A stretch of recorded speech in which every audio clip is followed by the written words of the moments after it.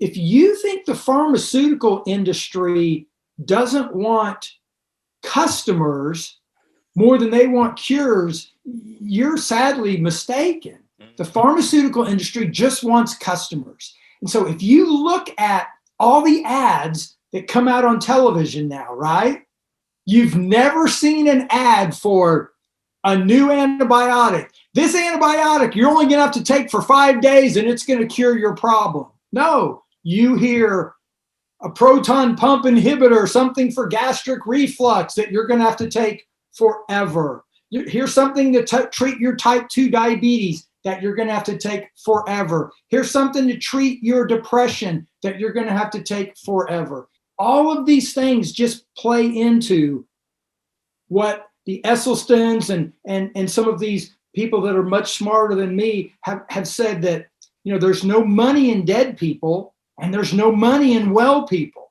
All the money is in the middle, in the sick people. And so that's what we want to do in the healthcare system, is keep you sick. Welcome to the Plant Based DFW podcast weekly show with Dr. Riz and Maya.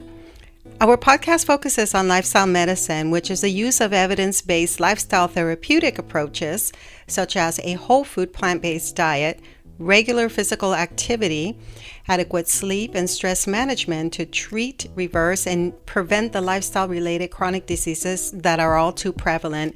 Every week, we feature physicians, dietitians, health coaches, and everyday people who will share their stories and speak on one of these lifestyle medicine modalities. Before we meet today's guest, let's review our past week. You may have heard me speak about the Grand Canyon adventure that started on Saturday, February 13th. While we started, we had 3 teams of participants and completed nearly 70 miles along the Grand Canyon rim within a week. Remember that this was a virtual event with real physical exercise. We hope that the next time something like this pops up, that you'll consider joining us in the future. This week, I will be adding a bonus podcast episode with Dr. David Savger, the founder of the Walk with the Doc organization. We will reflect on the Grand Canyon adventure and the sense of community that it helped build. So, as many of you know, Texas was under a powerful winter storm this past week, which caused many of us to lose power. It was a tense experience, and every time we go through something like this, Dr. Riz and I reflect on what we learned and what we can do to continue to prepare for events like these. I really want to thank all of you who reached out and sent us warm messages and checked on us via social media.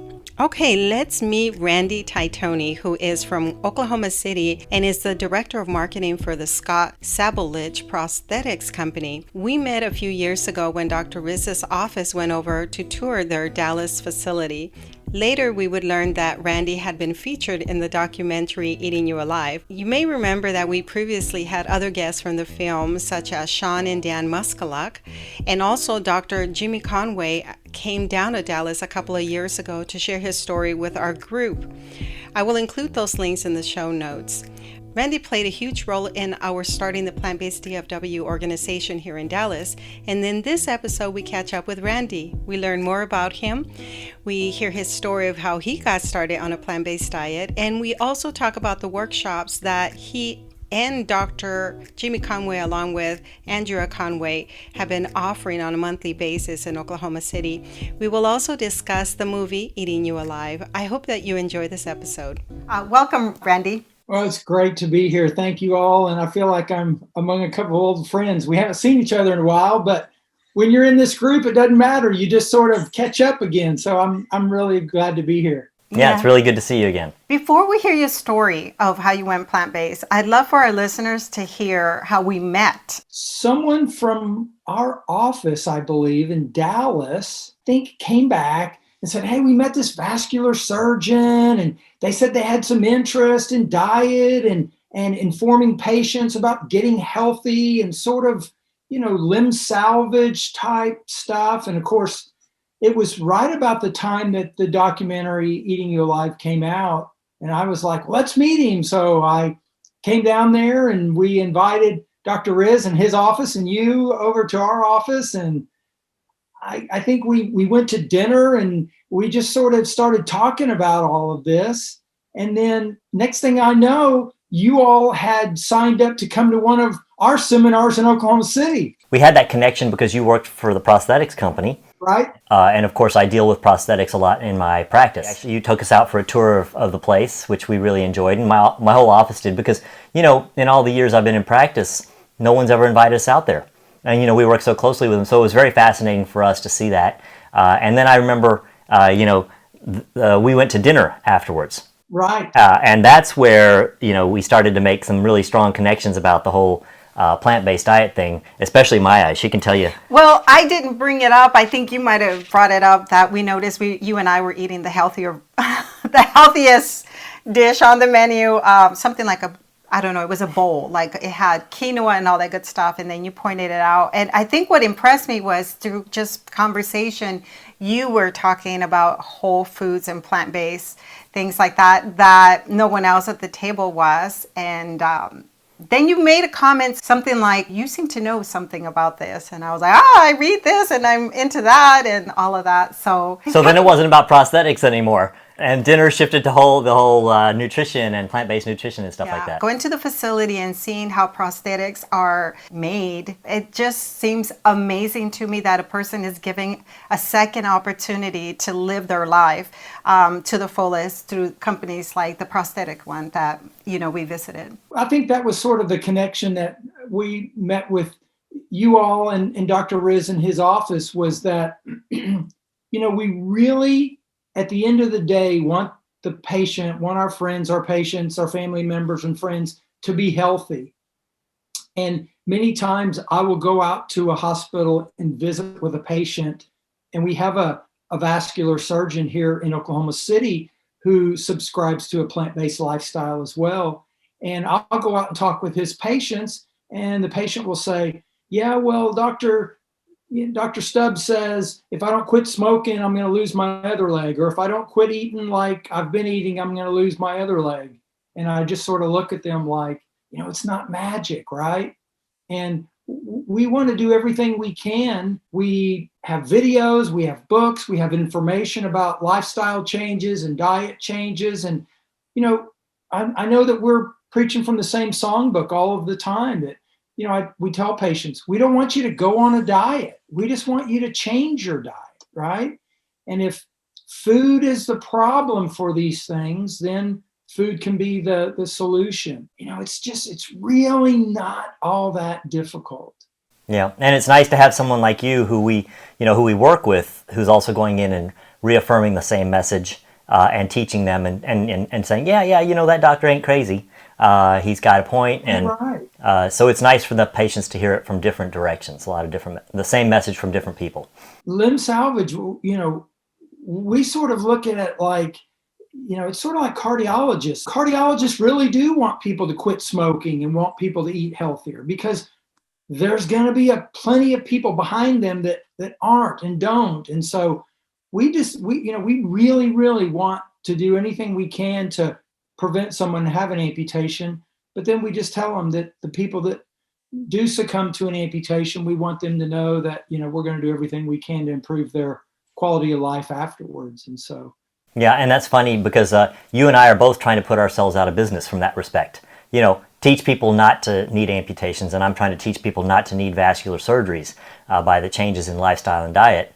And so I think that's it should be a very powerful message coming from you and me that we're trying to tell the patient, look, I know I'm the guy who makes the prosthetic for you, but I don't want you to have another one. That's exactly right.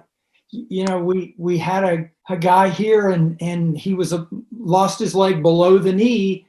And, I sort of started hinting to him because he was having a real difficult time. And I said, why don't you try and take a different path? The path that you're on has led you to an amputation. Do something different, right? Whatever it is, let's try and make a lifestyle change so we don't continue down this path and lose the other leg. And so lifestyle changes, as we know, are difficult. And I sort of humbly say that I didn't know a thing about addiction until I went to change my diet. And then I realized the true power of addiction and the true power of food addiction. people will ask me all the time, oh, I bet you don't even think about it anymore. And I'm like, are you kidding me? Have you been to the mall and walked past Cinnabon? That's just unbelievable how, or driven by a barbecue restaurant and the smell that comes from there. So it's really something. And I said, no, I'm not just used to it. And I don't just never think about it. Yeah, I agree. It has to be a conscious effort every single day. You're exactly right. There is some work involved and some conscious effort in trying to obtain and maintain a healthy lifestyle. Right. All right, so let's switch gears a little bit and let's go back and tell us, how did you get into this world? How did you become plant-based? When I turned 50, I sort of had a little bit of, and I like to just call it what I thought it was, a little bit of a spiritual awakening. I had adopted a baby from China. She's no longer a baby now. She's 16 and driving. Wow. At the time, she was about 7. She patted my belly and said, "Daddy, you're getting fat."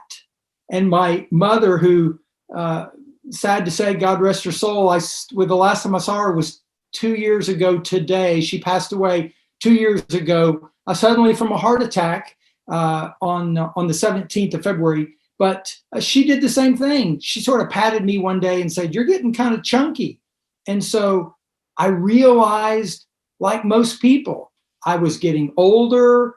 I was achy, irritable, tired, and so I thought, I hadn't been to the doctor in a while. I hadn't really had a physical. So I went to my family doctor and I said, I just turned 50 and gaining weight and tired and I'm achy and I'm irritable and all of these things. And so we did my blood work and my cholesterol came back close to 300. My Wow. CRP, which I was familiar with, but not to the level that I am today. A CRP is a C-reactive protein. It measures inflammation in your body. And I learned that it was a high indicator of heart disease and someone having a heart attack. And it was 7.5. And at the time he said, well, we really want that to be below 5. And I was sort of thinking, don't we want it down like closer to 0? We really want it to be 0, not less than 5. Less than 5 might be what all Americans accept, but we want it to be 0. Absolutely. And he said, we really want your cholesterol to be under 200. And so when I started looking at diet and trying to become more educated about diet, I thought, let's see, we want our cholesterol to be under 200 in a society where dying of heart disease is the number one indicator.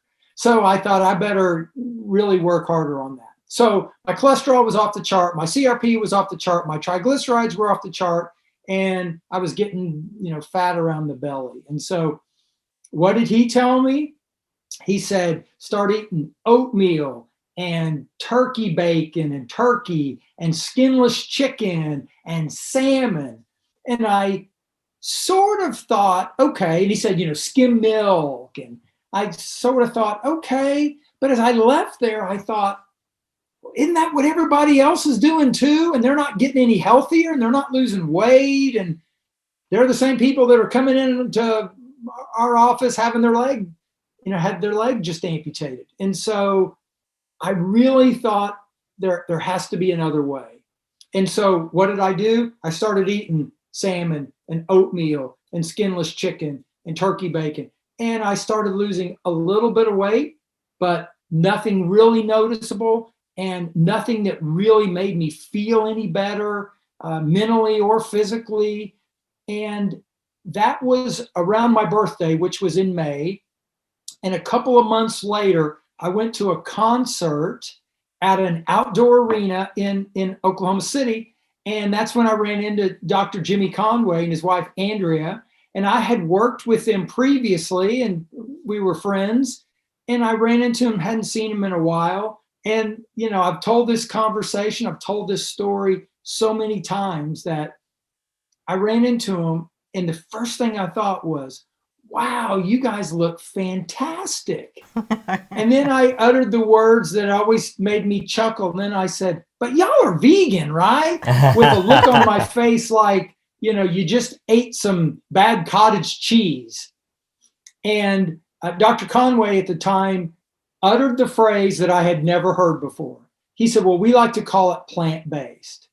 And I said, what's that? I'd never heard the term plant-based before. And he said, well, we basically eat whole food that comes from the ground or from, the earth, and that doesn't involve anything with a mother or a face. And of course, I'm like, well, what do you eat? And he told me a few things. And so I had remembered that Dr. Conway had had some heart issues and had undergone a procedure, and they had told him that he needed a bypass. And he said he was going to try diet instead. And so I said, now, what was that book you had told me about, a year or so ago? And he said, the China Study.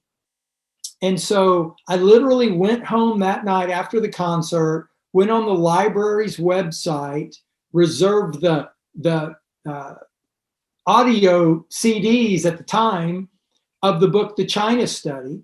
I went the next day and picked it up, and I drove to Kansas City with my son for a soccer tournament. And my son was at the age where all he wanted to do was listen to music with his headphones on. And so I literally listened to 5 hours of the China Study on my way to Kansas City. And I was so blown away, really twofold. One, with the science behind what we eat and the problems that it causes, but then really sort of the dogma of the food and drug industry. And so, I sort of dogmatically say now that, if you think the pharmaceutical industry doesn't want customers more than they want cures, you're sadly mistaken. The pharmaceutical industry just wants customers. And so if you look at all the ads that come out on television now, right?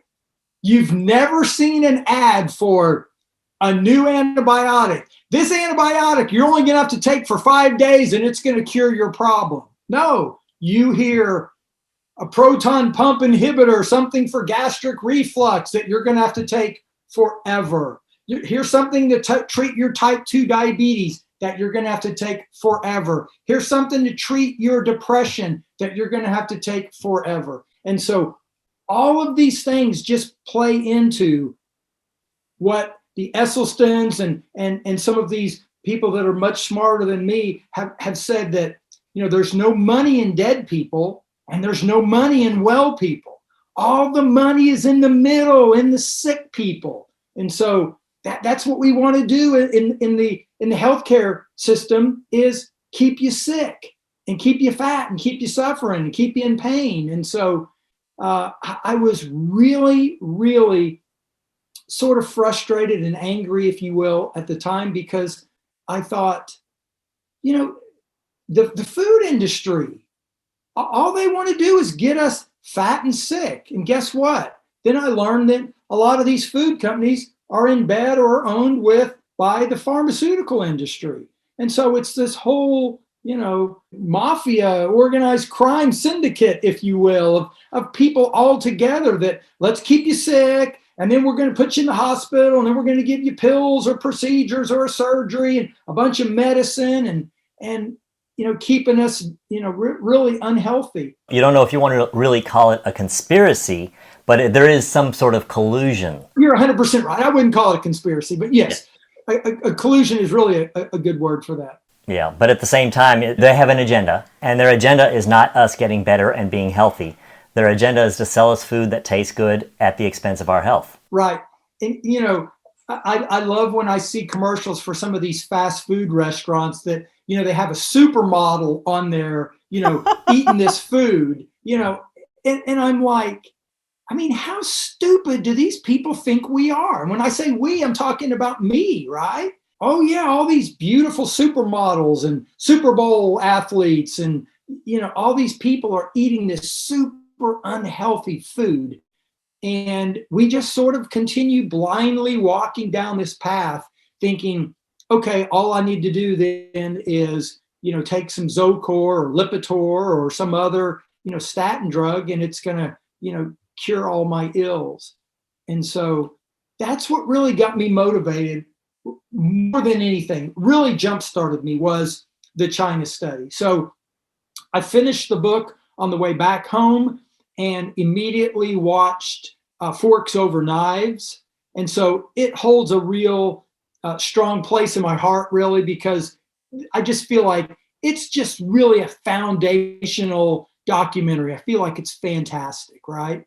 And so I watched that and I really enjoyed that. And then I just sort of kept down that path. I watched Frankensteer, which talks about the beef industry and the problems with mad cow disease or bovine spongiform encephalopathy, and all the problems with that. I watched Food Inc. about the chicken industry. I watched What the Health, which really just shows you the collusion, if you will, again, of these nonprofit foundations like American Heart, American Cancer, and really where they're going to get their money from.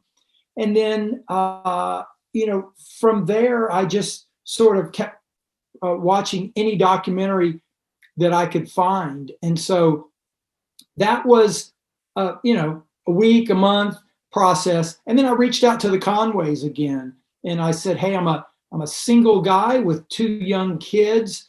And how do I go about doing this? And so Dr. Conway and Andrea and I went and had dinner and just talked through some things. And so really what I did was I really sort of just adapted the simplistic food that I was already eating into a plant-based lifestyle, right? So things that I really like, I must say I'm kind of a simple guy when it comes to food. I don't need things that are real extravagant, but I absolutely have to have things that taste good. My go-to meal, the first day, was black beans, brown rice, and yes, that canned Rotel. I thought, somewhere someone's saying, well, you shouldn't use that canned Rotel. But again, I thought it's a good start, and I'll start there. And so I did that, and I sort of ate that for a couple of days just in a bowl. And then what I did was I got some guac and I threw some guac on it, right? Mm-hmm. And then I got some tortillas and I rolled it up into a tortilla. So I'm like, okay, I've got like 3 different meals here.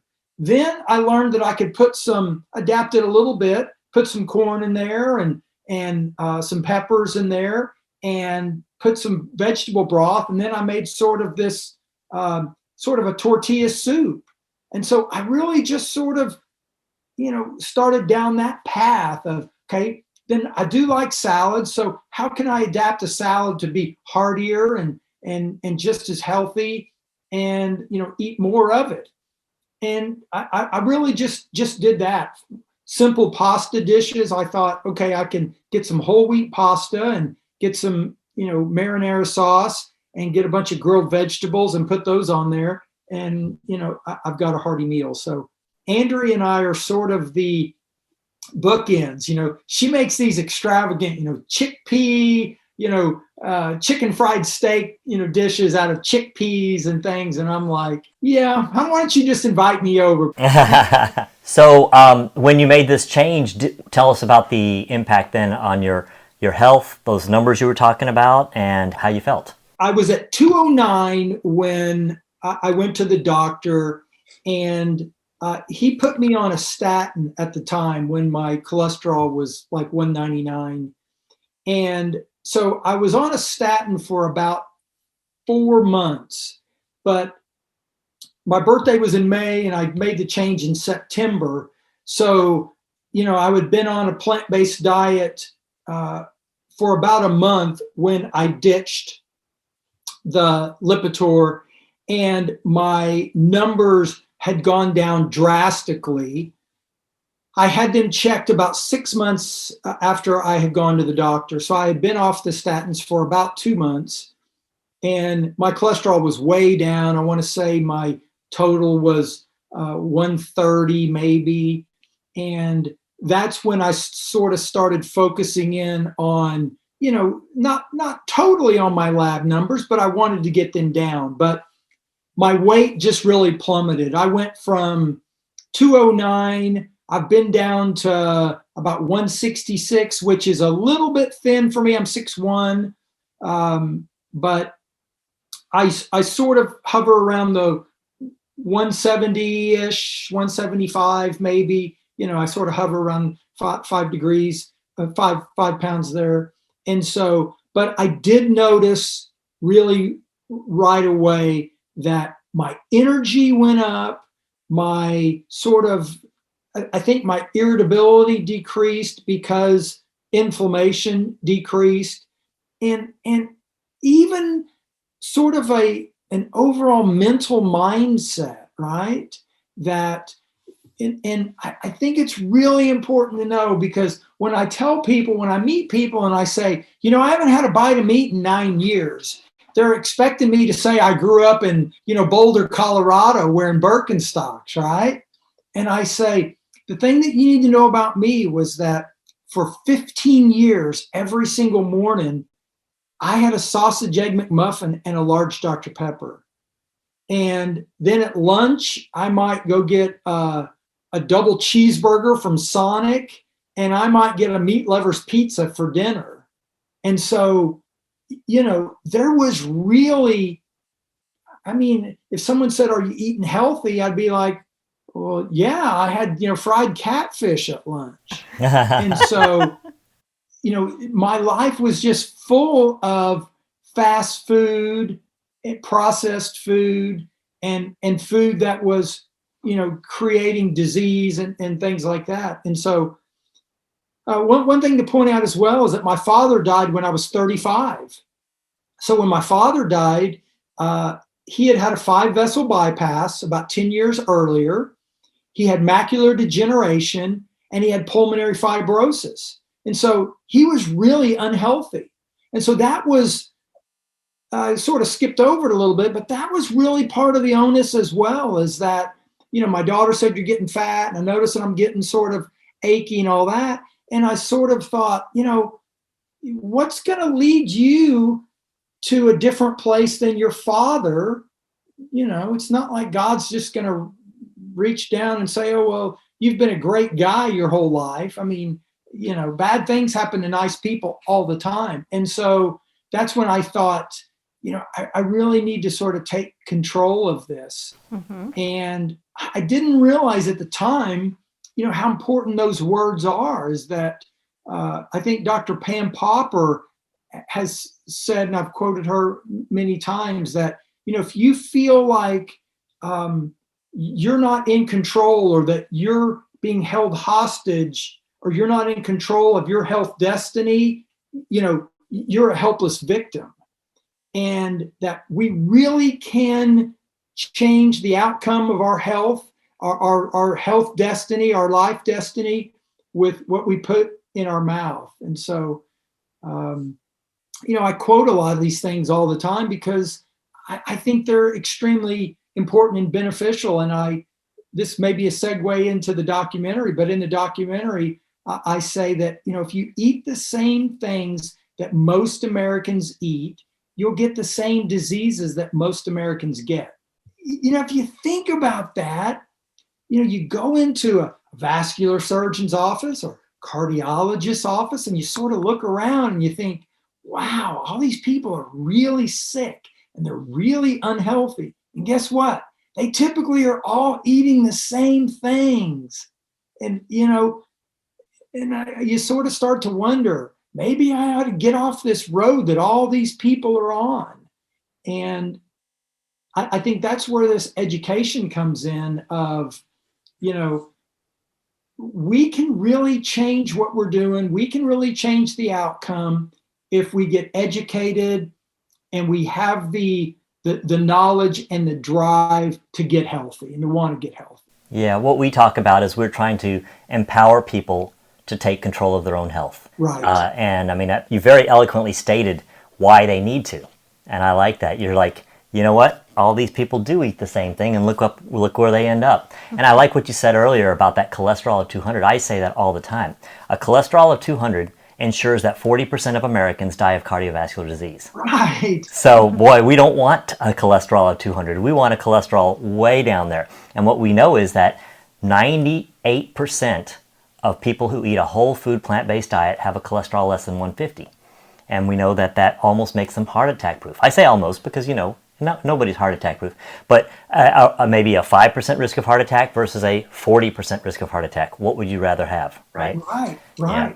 So, yeah, I mean, I think now, tell us, you mentioned ever so nicely about the next question I had, which was, tell us about the documentary. She's fanning out a little bit because you gave her a copy of it and signed it, and we talk about it all the time. Yeah, we're passionate about sharing the information and providing tools like this, like the podcast, like the workshops that you're a part of, because we know that that's how we can start to teach people that they have more control than they believe they had. That's where people just need to be informed. I love physicians. I'm working around them all the time, but I tell people, your physician doesn't know anything about nutrition.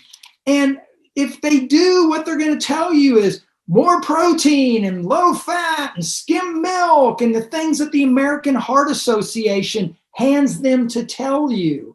And those things aren't really science-based. We just need to get people thinking that they are in control of their health destiny, not their physician. And hopefully their physicians can help them, but that they really need to take the first step.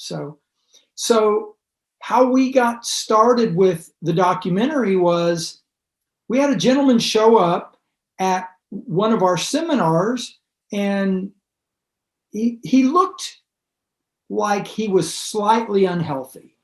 And I said, hey, how did you find out about us? And he said, a week ago, or I may be exaggerating a little bit, but he said, a week ago, I had a triple bypass and my doctor recommended I come here. And of course, I'm like, well, who's your doctor? Mentioned Dr. Jeff Garrett in Oklahoma City. And so we reached out to him, and he's a cardiothoracic surgeon here in town. And he said, oh yeah, I'm all on board. I'm plant-based and the whole bit. And so we met him and got to know him. Well, a few months later, he calls me up on a Thursday night and says, this lady called and said she's met with the Esselstyns and she's met with all these people and she's putting together this documentary. And they're just sort of asking people as they go about other people. And someone told them about us in Oklahoma City. And so he said, I told them they needed to reach out to you. And the next thing I know, they were pulling up in a big motorhome bus on Sunday, like 3 days later. And so we were filming a little segment for their documentary. So the documentary is Eating You Alive. And it sort of has all the, at the time anyway, all the heavy hitters at the time are in it. And a lot of new, sort of up and coming plant-based docs are in it as well. A lot of, Penn Jillette from Penn and Teller and Samuel L. Jackson and James Cameron, of course, from Titanic. So those folks are all in it as well. And so we got to share a little bit of our passion and our mission here in Oklahoma City as well. And so I sort of tell people, even today, as much as I love the documentary and as much as I love being a part of it and everything, I always tell people, start with forks over knives.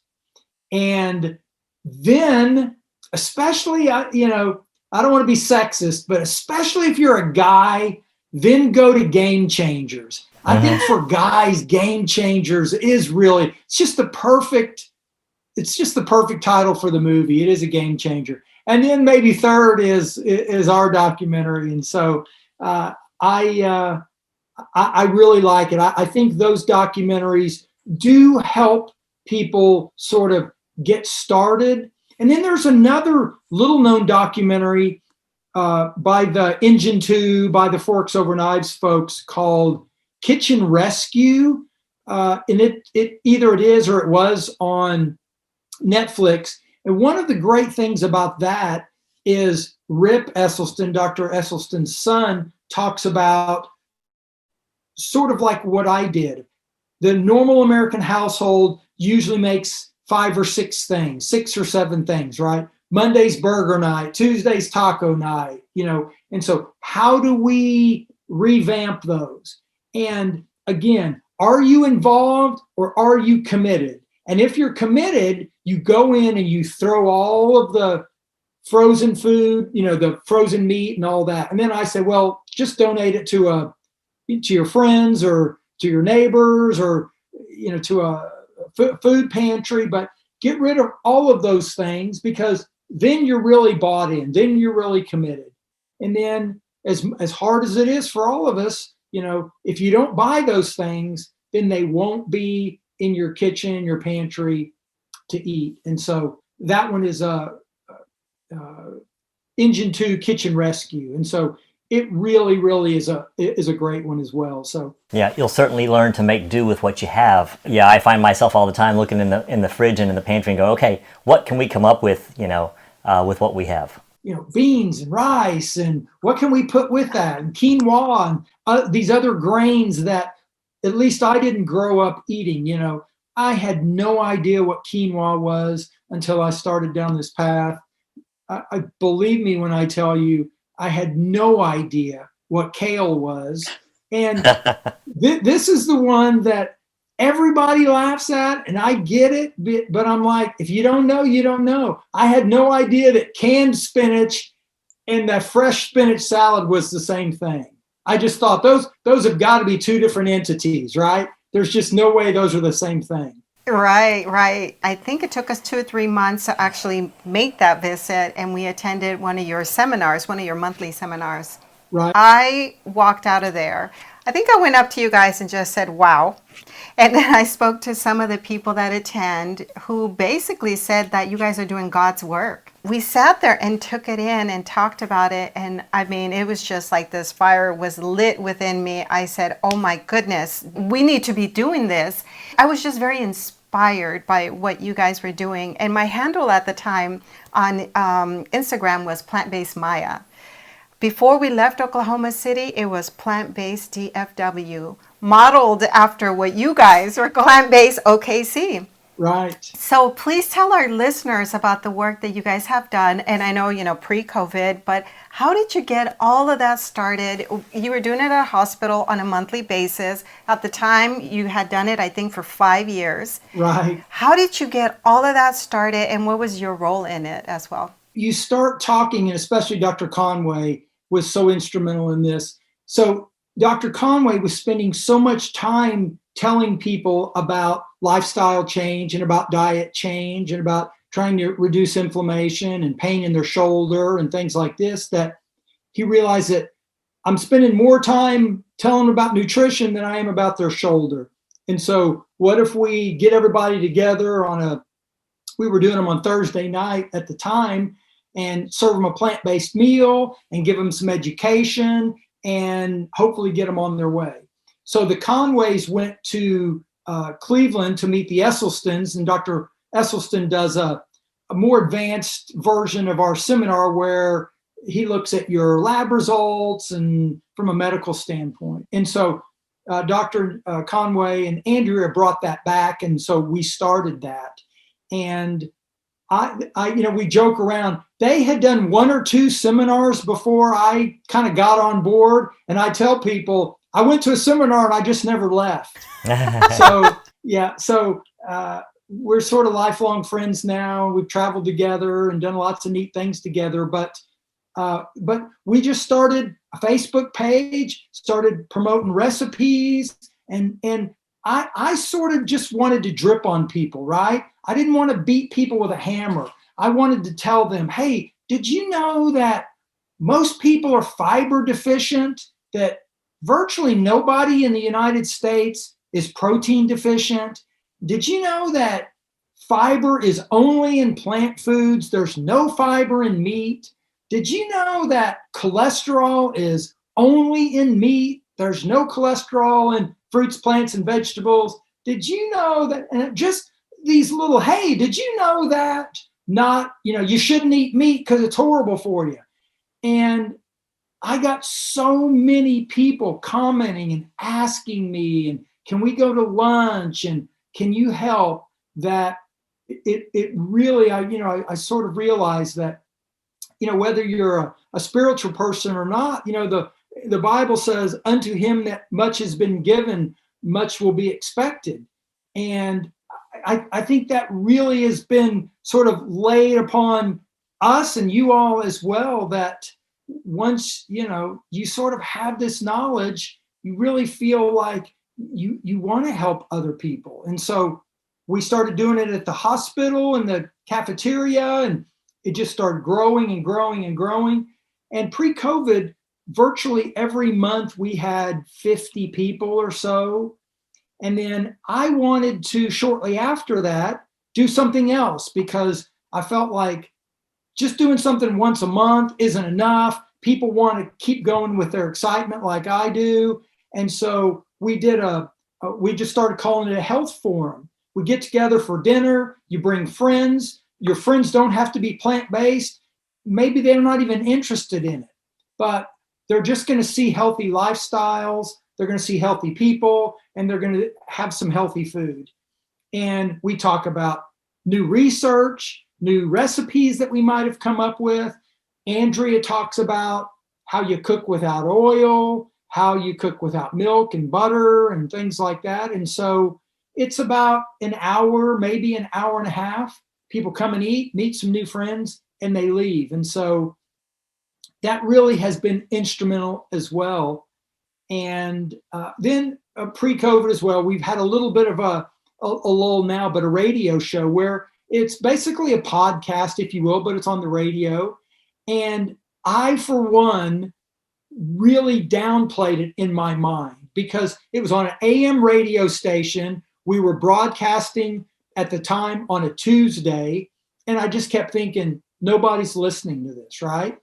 And lo and behold, I promise you, this man and his wife show up and at our seminar on a Saturday, and we said, so, hi, what's your name? Where are you from?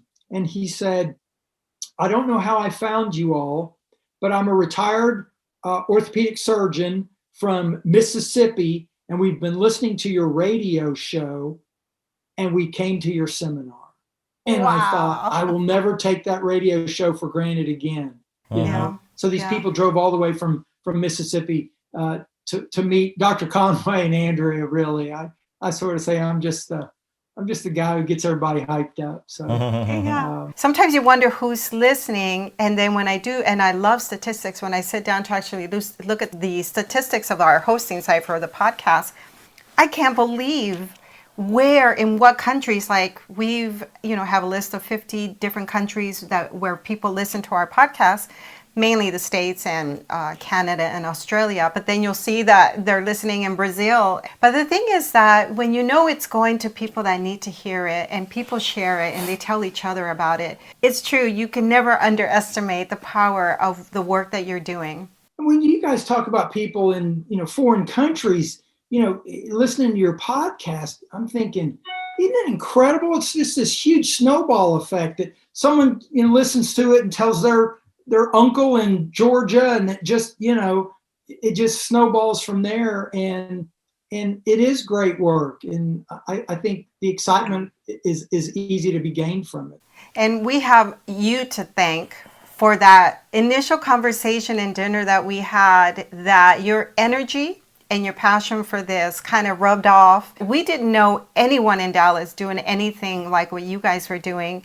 And till this day, we don't really have another physician that we could partner with. We are hearing of more specialists that are becoming, board in lifestyle medicine, that are plant-based and things like that. But to put that energy, it takes a lot for physicians to take, a weekend of preparation and really to train and inform the community and then still feed them because you guys provide delicious meals as well. That's a lot of work. It is a lot of work, and Andrea has been excellent and instrumental in that. And, I sort of say I just sort of show up. So when we talk about our story, you're a part of it.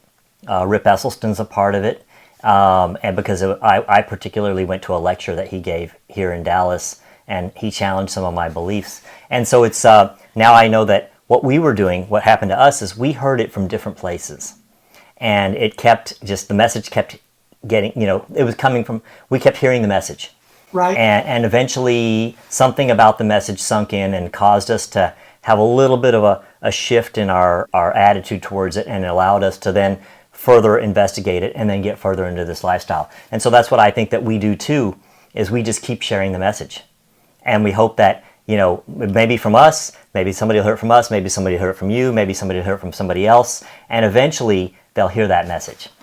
So, I think that's the beauty of what we're doing. They might come one time and it doesn't sink in. And then they might come back and it doesn't sink in. And then they hear that, Mark Cuban has gone plant-based, and, you're like, wow. And so I think hearing those things and just dripping on people is incredibly important. So, well, Dr. Riz, going from someone who, when we first initially met, to what you've done is really, really admirable too, because I know from being around Dr. Conway, he told me, he said, the lifestyle medicine certification exam was the hardest exam I've ever taken.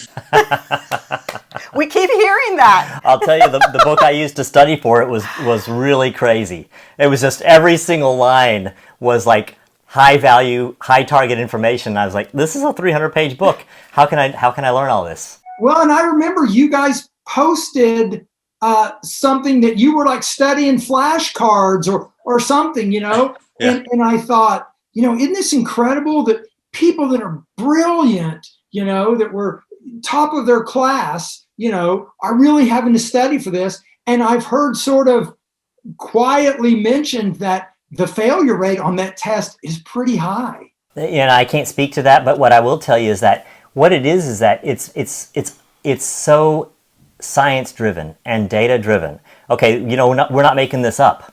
Okay, there's science behind everything that we talk about, and so therefore, on that exam, they want you to understand the science. They want you to understand the data, so that you're not just preaching something to somebody about some fad diet. We are actually talking and teaching people about real information that can change their lives because there's data to support what we're teaching. So I had no problem with the fact that we had to learn all that. And I will add, Randy, that when his book arrived, because is it the manual or the handbook? Because we have two. I can't remember.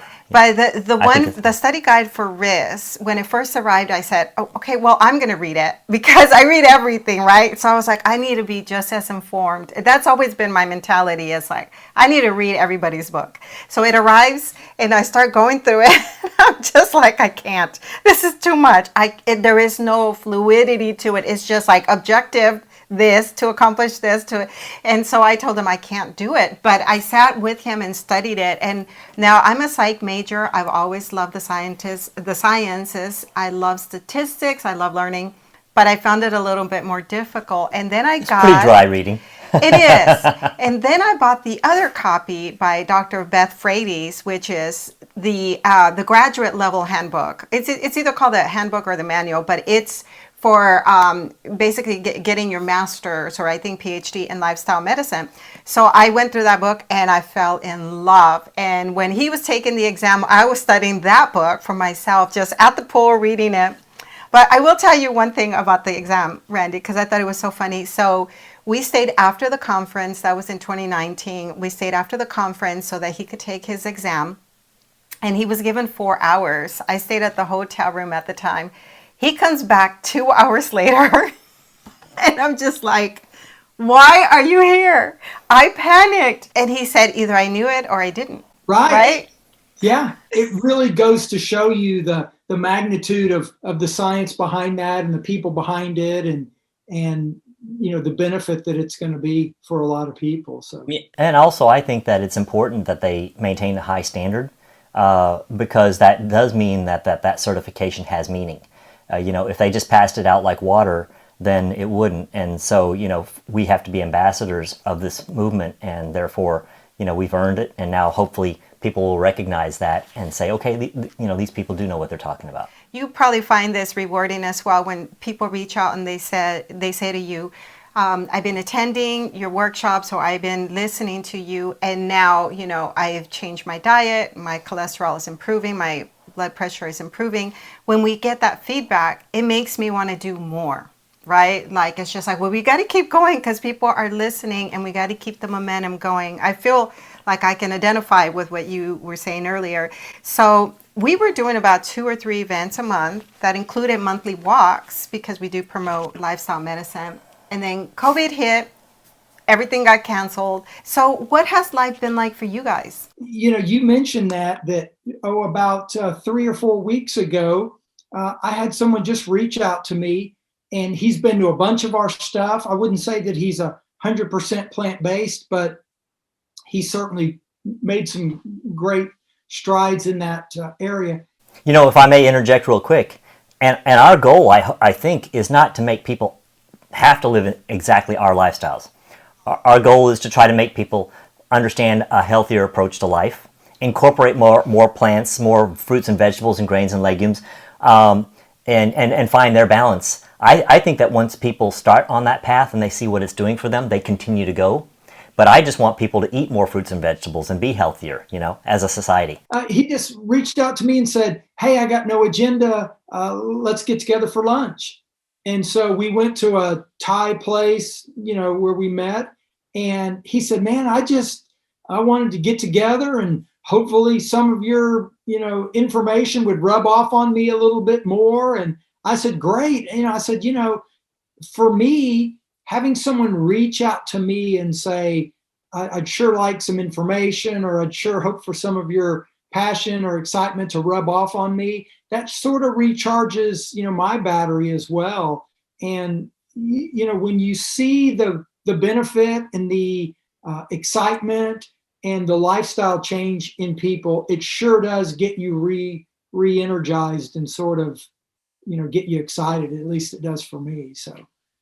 And to see you guys, and you guys look fantastic, and to see all the great work that you all are doing. I keep saying I've been wanting to do this for a few years now, but maybe after COVID, I want to do some sort of weekend retreat, if you will, where it's not just packed in a classroom about nutrition. It's walking, maybe, I just think that sometimes people think, well, I'm going to have to run a marathon. And I say, no, you just got to get off the couch, right? Mm-hmm. So let's just talk about, some relaxation techniques and stress management, and, lectures from Dr. Riz and lecture from, Maya on how to, make our favorite recipes, something that's very relaxing, engaging, a real moai, if you will, to quote from the Blue Zones, a group of like-minded people, and get people sort of energized. And so maybe we'll work on that. Oh, I think those are great ideas, and we've been wanting to. In fact, we had a retreat already planned and in the works, and we were signing people up. And it was for April of 2020. And of course, then COVID hit, and, you started to hear about it in February, and then it really hit more hard in March. And we were struggling. Is there any way we can do this? And, of course, the responsible thing was, and we canceled it. So, yeah, we're very interested in those things. We want to bring people in and teach them and show them how it can be done, and that it's not as difficult as they might think, and incorporate. And ours, we are all about the whole lifestyle aspect of it as well. The idea of coming together and relaxing and enjoying one another again. I think people are really realizing that this is the time when we need to take care of ourselves. And I don't want to drag this on too much, but Riz now is seeing patients that have COVID develop blood clots and Oh gosh, dying an awful death. Yeah, we've been talking a lot about how whole food plant-based nutrition can make you healthier and hopefully more immune to the complications of the coronavirus if you catch it. I saw something on at HBO, I believe, a week or two ago about they're calling these long haulers, people that are having these long symptoms and lasting symptoms of the coronavirus. And that was what was really something that sort of got my attention. You hear of all these people that say, oh, I tested positive and I had sniffles for 2 days. And then you hear someone who says, yeah, now I can't breathe. I can't walk across the street because my lungs are constricted. And I'm thinking, this is a crazy, crazy deal. So yeah, there's definitely a subgroup of people that have significant long-term adverse effects, and they could quite possibly be permanent. Cardiovascular issues, pulmonary issues, brain fog, myalgias, and kind of chronic fatigue syndromes. So yeah, there's a hair falling out, altered taste even afterwards. So there's a lot of these long-term sequelae which are significant and meaningful. So it's not just something that if you survive and you get through it, you're completely over it all the time. So Randy, do you guys have any other programs right now virtually that you're offering the community? So we haven't done a virtual, either a health forum or a seminar yet. And maybe I'm just wrong on this one, but I just wondered if, do people really want to sit for, our seminar is about 3 hours long. And I just think that's a long time for people to sit and not be sort of actively engaged like we are here.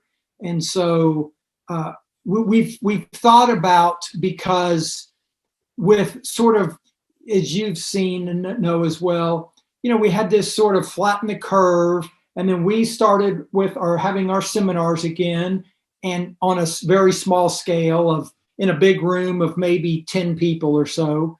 And then we sort of had another spike again, and people didn't want to come to the health forum. So we've thought about doing maybe an hour-long health forum virtually, where we have Andrea maybe show how to make one of her favorite dishes and talk about some, I think a lot of people, as you probably know now, Dr. Riz, people are wanting to know, what do you think about the vaccine? And what do you think about this? And, at the end of the day, I always say, people want to hear from the doctor, right? I gave a talk yesterday online, and a lot of the questions afterwards were focused on the virus and the vaccine and stuff like that. Yeah, it's hard to design something to keep someone engaged for a long period of time, and there are definitely already a lot of things out there. There's a lot of summits going on and a lot of information, and sometimes I wonder are we just adding a little bit of something to something where people have already been saturated. So we've got to find a new and inventive way to engage people and help them out. Right. And then, as Maya alluded to, though, you sort of think that you're just sort of, preaching to the choir. And then all of a sudden someone shows up and says, I came and I changed my diet, I changed my lifestyle, and I quit smoking, and I, whatever else they were doing. And I've lost 25 pounds and my cholesterol's dropped, or, we hear all sorts of crazy stuff. I say crazy, meaning good stuff, people. Crazy, unbelievable in the sense that because it doesn't happen every day to everyone. The preaching to the choir thing, I say that all the time, because so many 80-90% of the people who show up to my talks in the past are already vegan or plant-based. But at the same time, we go to church every Sunday. Right, to hear that message again, to reinforce that message. So we're helping them as well. It's okay that we're preaching to the choir sometimes. I like it as well. It to me, when we went to the international plant-based conferences, you hear things that you already know, and so you feel good that you're reaffirming your knowledge and what you know, and then you pick up these new nuggets of stuff, and you think, Absolutely. wow, I didn't realize that, I didn't know that. And so, one little plug here, Maya, that I want to make, that I sort of forgot to mention, and that is that Dr. Conway took it, and then as soon as he took it, I took it as well, was the Plant Based certification course from Cornell online. Oh, yes. And yes. that is a course that I really, really felt was extremely beneficial. It was well thought out, it was well developed, it was well delivered, and it had a lot of aspects for me that I wouldn't normally think about. That had to do with pollution and things about the environment that I was really impressed with the way they delivered it, right? I mean, I was like, if somebody wanted to tell me about some environmental issues, I would be like, okay. And when they started talking about them, they talked about them in such informative, enlightening ways that you really felt like this isn't about politics. This is about gaining knowledge, right? You're thinking, I had no idea that when you fertilize your yard, it runs off into the gutter, into the drain, into the river, and it runs down. And, all these rivers run down to the oceans, and, you're scratching your head going, what? And so being enlightened on some of that stuff is really important. So that's just a little plug for that course. I really enjoyed. I love that course, and we both did it. You learn about the powers that be that are playing the roles in all of this, and food policy. I think that one was the hardest one, because as a former school teacher, I remember seeing the horrible food that the children eat in the cafeteria, and how that's why when a person that doesn't know says, oh, we just need to go into the schools and teach them how to eat plant-based, it's like, no, there's a big giant behind all of that will not allow you. There are bigger forces at play. Bigger forces. The FDA. Yeah. We've become extremely interested in, and particularly the environment, right? Because it is all tied together. It is. I'm very proud of the fact that probably the single most important thing that we as an individual can do for the environment is to be whole food plant-based, right? Our impact, we have a significantly lower impact or negative impact on the environment than a standard American diet eater, right? Right. Yeah. So. That's. I think that the eCornell course is a great course, very well rounded. Going back to the documentary, tell us about that famous quote that we see even in the trailer. I think it was 2017, maybe 16, maybe. I'm watching the Super Bowl, and during a commercial, I flipped through Facebook, and I got a text from the folks with the documentary, and they said, you've got to see the trailer. And I pull up on Facebook and I click on the trailer, and the first person on the trailer is me saying, people aren't living longer, they're dying longer. And so, then I come to realize that trailer has been seen millions and millions of times, right? And so then I was a little bit sort of surprised that, I don't know if you noticed, but that line is not in the documentary, it's only in the trailer.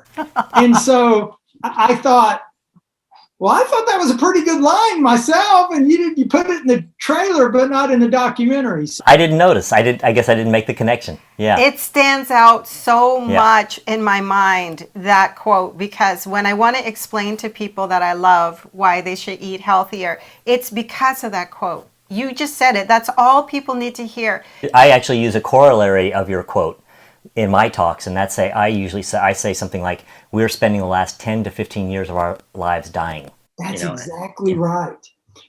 I talk about my dear mother a lot because she hasn't been gone very long, and she was relatively healthy her whole life. She lived to be 89. The only real major health issue is that one day she just fell out in a department store and had a bradycardia, sick sinus, and put a pacemaker in her. So she wore a pacemaker for like 25 years.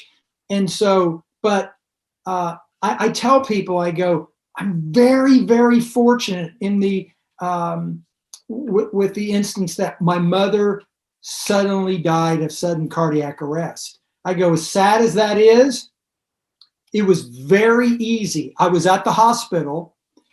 They called me and said, hey, your mom's having some chest pain, and she says she's having difficulty breathing. We're going to call an ambulance. I was just about a mile down the road. And when I pulled up to the independent living facility she was living at, they were pulling out in the ambulance with lights and sirens on. And so I knew that wasn't good. And when I lost them at a stoplight. And when I got to the hospital, I went to get, information, and they said, okay, we'll have someone come out in a minute as soon as we get things settled. And a man came out and said, are you looking for your mother? And I said, yes. And he said, well, I'm one of the chaplains. And I said, well, this can't be good. And he took me in there and said, your mother has gone into full cardiac arrest and they've been working on her. And I said, I'd like to talk to the ER doctor.